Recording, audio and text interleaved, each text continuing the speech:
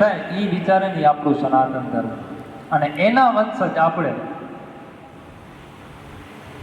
ભગવાનના તો લાખ ઉપકાર કે આપણે તો પહેલો માનવ બનાવ્યો, અને એના ઉપકારમાં એ કે આપણે ભારતમાં જન્મ આપ્યો, અને ભારતમાં જન્મ આપીને સનાતની બનાવ્યું. એ ભગવાનના મોટામાં મોટા ઉપકાર. ક્યાંક ભગવાને અવતાર આપી દીધો હતો અફઘાનિસ્તાન કે પાકિસ્તાન કે ક્યાંક મૂકી દીધો હતો તમને મને. ભારતમાં જ્યાં ભગવાન પણ જન્મ લેવા માટે એ ભૂમિને પસંદ કરે, જ્યાં એક એક નદીનો કંકડ શંકર છે, જ્યાં તમે આપણો સનાતન ધર્મમાં માનો કોઈ એવી વસ્તુ નથી કે જેનામાં આપણે ભગવાન ન દેખાય, આપણે માનતા ન હોઈએ. પ્રકૃતિની પૂજન તો આપણે કરીએ, વૃક્ષો વાવીએ, વરસાદ લાવીએ, ઝાડવાની પીપળાની પૂજા કરીએ, વડ સાવિત્રીની પૂજા કરીએ, ગાયોની પૂજા કરીએ, અને કાલે તો નંદીનો શું કહેવાય કાલે કાંઈ, હા કાલે અહીંયા હતું ને અમે રવાડી જોઈ. આ અત્યારે ભલે ડીજે રાખે કરે છે પણ કરે તો છે. આપણા જ્યારે બધા પ્રાચીન થતા ત્યારે મંજીરા અને તબલા ને વાગતા ત્યારે ભજનો ગવાતા હતા, એ જે આનંદ હતો ને એ આજે આનંદ આ ડીજેમાં નથી, પણ છતાં કરે છે એ મહત્વની છે.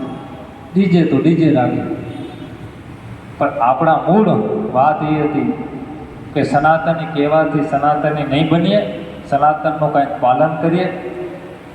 તમારા દરેક કપાળે તિલક હોવા જોઈએ, શિખા હોવી જોઈએ ભાઈઓ માટે, જનવી હોવી જોઈએ. એ બધું ન કરો, શિખા ન રાખો, ચોટી ન રાખો તો કોઈ વાંધો નહીં, તિલક તો કરો. પછી બહેનોએ પણ તમે દરેક વસ્તુ પહેરો છો ને એના પ્રમાણ છે. મંગળસૂત્ર પહેરો છો, તિલક કરો છો, સેંથો પૂરો છો, કાનમાં પહેરો, પગની કેડી પહેરો, દરેક સાથે જ્ઞાન સાથે વિજ્ઞાન છે. આપણા ઋષિઓ મુનિઓ કોઈ ગાંડા નહોતા કે આ બધી વસ્તુ આપણે આપી ગયા, કારણ કે વિજ્ઞાન હતું. આ જ્યારે જ્યારે આપણી મૂળ પરંપરા મૂકતા ગયા છે ને ત્યારે આપણે દુઃખી થયા છે. આપણા વડીલો છે ત્યારે આ બધા કાંઈ રોગો નહોતા, કાંઈ નહોતું, કોઈ પીડા નથી.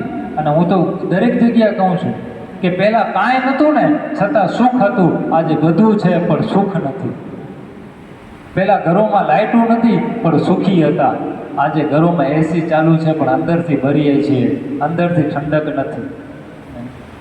પહેલાં કાંઈ નહોતું છતાં સુખી હતા. ભલે ને ગોબરવાળા લીપણવાળા મકાનો હતા પણ મસ્ત મજાના આવીને 7 વાગે સૂઈ જતા. આજે તો એસી ચાલુ હોય તો 1-2 વાગ્યા સુધી નિંદર નથી આવતી, ગોળીઓ ખાવી પડે. તો અત્યારનું સારું કે પહેલાંનું સારું? આપણે બદલ્યા કે પહેલાં વાળા બરાબર હતા?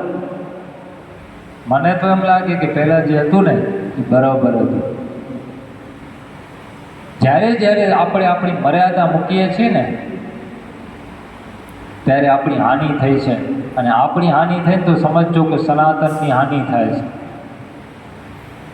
અહીંયા તો જેટલા મને ઓળખે છે એટલું તો ઓળખતા જ હશે. આ મારી આવ્યો છો તો કહી દઉં કે હું લગ્ન કરાવવા બહુ જાઉં નહીં સાહેબ, અને લગ્ન